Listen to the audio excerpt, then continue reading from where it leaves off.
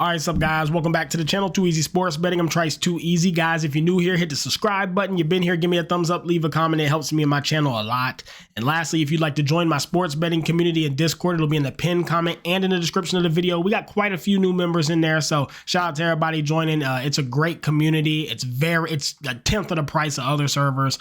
And it's something that's cool to be a part of. Anyways, we will review yesterday, go over some player props that I'm on for max value. We'll review the slate. I'll show you guys my leans and my opinions. Again, I only do positive EV betting. I only pick plays that have an edge. I don't bet off gut or feeling, but if I were to bet off a feeling, I do watch all the sports. I do know what I'm talking about, so I at least give you guys my opinions. For those of you who like to cook up parlays or bet off feel, I'll give you guys my opinions on those, okay? So to review yesterday, 10 wins, 12 losses, 5.17% ROI. So even though I was 2 bets negative, I still got a 5% return on my money, which is insane. I'm trying to get a 2% minimum each day, so 5% is nuts. And my CLV yesterday was at 65%, meaning I had the best price on 65% of my bets. It's fucking nuts, guys. So yesterday it was really good. I didn't bet big. I only wagered $626 yesterday. I'm saving a lot. I'm really waiting for baseball, honestly. Just trying to, before I start like nuking betting 2, 3, 4, 5,000 a day, I'm kind of just slowing down, waiting on baseball, but still getting some good money on basketball lately and being very profitable. So still no red days, and we'll take it. All right. Anyways, let's get into a couple props that I got now, guys. I got extreme value on these. Probably the most value I've gotten on plays. Again, I'm getting up at 4:30 in the morning. I have an alarm set because that's when FanDuel tends to drop their lines, and the prices are so out of whack at 4 in the morning. So I'm gonna show you guys what I'm talking about. So the first play, Drew Holiday under 11.5 points. Okay, guys, I locked this at, I made this bet at 4:21 a.m. So under 11.5 is minus 150 on BetMGM and minus 152 on Sleeper. You can't get this line anywhere right now except BetMGM. I got Drew Holiday under 11.5 at a price of minus 112. I got this play at minus 112, guys.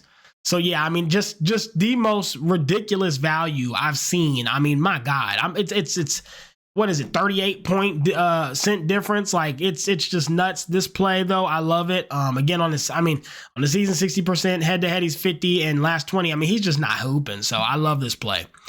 Next, we have Derek White under 5.5 assists. So I placed this bet at 4:22 a.m. 1 minute later. And as you can see, the best price you can get now is Bet365 at minus 150. FanDuel's minus 162. I locked this at minus 132 at 4:22 a.m. So I got another 30-cent difference on this play as well. So these two are just so much value on these two plays. It was just insane. And then the last play I'm on, guys, is going to be, let me check something real, make sure this line still doesn't, yeah, still 162. And then the last one is Jordan Poole over 2.5 3-pointers made. So this one I actually locked at 4:23 a.m. Now this price you guys can still get at minus 130. It's down to 136. So it's starting to get pushed down. FanDuel went 132 to 136. DraftKings 145 to 150. So they're starting to favor this up. Try to lock it on FanDuel at 136. I think it's a great play. He's been shooting threes like crazy. He's really just been kind of on fire with 3 points lately. Some of the bit like Pinnacle, considered the sharpest book, has it at minus 178. Every book has him going over, every book, and they're starting to push it down. So those are 3 props today that I absolutely love. Extreme value. Again, I set an alarm for like 4:15, 4:20 a.m. I wake up, I place the mispriced asset. I just place the bets that don't make the prices out of whack. Then I just go back to bed. It's no big deal. I get up, grab some water, piss, place a couple bets, go back to bed, and it's worth it because the value you get at that time, it's just insane. When the books first drop these lines, the discrepancy in the prices is crazy, and FanDuel tends to be really out of whack that early. Then they sharpen up closer to game time. So I'm trying to place my bets early as possible. Anyways, there's 3 props I'm on. Enough with that though. Let's get into the slate today. I'll show you guys like what I'm thinking as far as leans. All right, so the first game, we got the Wizards and the 76ers. Guys, I'll be honest with you. I don't know how to cap this one. The Wizards, they're playing better, I guess. You got Chris Middleton out, Keyshawn George out. Keyshawn George going down is fucking tragic for them. On the other side of that, the 76ers are still beat to death. Tyrese Maxey's out, Kelly Oubre Jr.'s out, and they were solid. Quentin Grimes is day-to-day. I mean, they got Rickle Council the Fourth, Sir Council the Fourth, and Guerschon Yabusele is their two starters who are healthy. Like, how the fuck do you want to back this team? But at the same time, the Wizards are so bad. For me, I just don't know how to cap it. I will stay away from it personally, or I would lean the 76ers because with Keyshawn George out, these Wizards are they don't have anybody. But I'll fade it. Raptors and the Nets, this is another one. Raptors 25-47 on the season. Nets 23-49 on the season. You have two completely even teams. You are getting plus 2.5 with the Raptors, but for me, this is just not a game that they're just too close in skill. You can't feel confident picking either side. They're too close. It'd be a fade for me. And then the last fade I'm on will be the Clippers and the Knicks, guys. I know this is all the early games, and that sucks. I know y'all like to get to betting, but I mean, you got a 40-31 Clippers team, a 45-26 Knicks team without JB. I don't know how you cap this. The Clippers been playing pretty decent. The Knicks, but they're also wishy-washy. The Knicks play decent, but they're also wishy-washy. I don't know how the fuck you cap this game. I wouldn't feel confident on either side. I would fade it. Now, Lakers and Pacers, I'd be all over the Lakers. I think the Lakers are a bad matchup for the Pacers. I think they bully them. I think they have better defense and better scoring. I think they're similar teams. The Lakers are, in my opinion, a better version of the Pacers. You only got to take them to win by a bucket, and it's even money. But if you like, you can take the money line for minus 110. You could just take the Lakers or the Lakers money line. And it's basically the same. You're getting 10 less cents, but I mean, it might be worth it to look at just the money line straight up because they have it as a pick 'em. I trust the Lakers more than the Pacers in every way. I don't trust the Pacers at all. I'd be on Lakers. Bucks and what the fuck? This is the Bucks and the Nuggets, not the. I was on the Bucks. Hold on. My bad, y'all. Bucks, Nuggets. I'd be on the Bucks plus 5.5. Look, the Bucks are up to 40-31 on the season. The Nuggets 45-28, but riddled with injuries. They can't seem to stay healthy right now. I'm quite sure Joker's still out. Christian Braun day to day, Aaron Gordon day to day. And on the Bucks side of things, I mean they in pretty good health right now. Damian Lillard's out, but he's been out and they've been playing just fine. Kevin Porter Jr. has been actually going nuts, and Giannis is day to day. Every fucking game he's listed as day to day, but he always plays.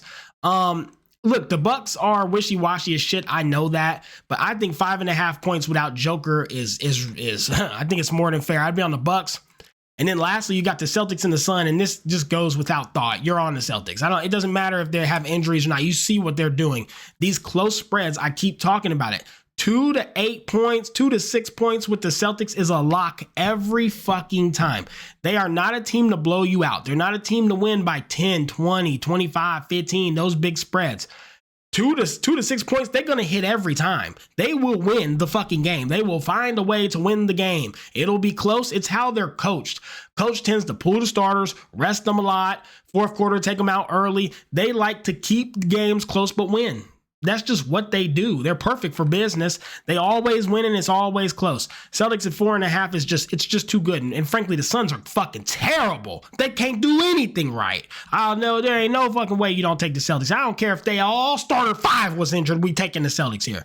Celtics minus 4.5. I will probably lock this off gut. It'll be my only gut play, just like yesterday. I will anytime I get the Celtics like this, I like to take it. I will probably be locking this. Again, I only do EV. I'll throw a gut play in every now and again. Celtics minus 4.5 is a lock. It just is. My final plays today, guys, except I got to fix this. Gosh, damn, did you see it? What, I have a stroke when I type that? Okay, final plays. If I were all on gut, this would be my picks tonight. Jordan Poole over 2.5 threes. This I actually bet. Lakers minus 1.5. Bucks plus 5.5. Celtics minus 4.5. Drew Holiday under 11.5 points. And Derek White under 5.5 assists. Celtics minus 4.5 will probably be locked by me as well. If I do end up locking, I'll put in the Discord. All right, guys, that's all for today. Small slate, not much to talk about. Baseball tomorrow. I'm so fucking hyped. I could cry. I love betting baseball. I just love baseball. It's my favorite sport. So I love baseball. I waited for this all fucking year to come back. Tomorrow will be a fun day for sure. Discord will be hyped. Anyways, let's get out of here. Let's get a bag and let's abso-fucking-lutely crack these folks.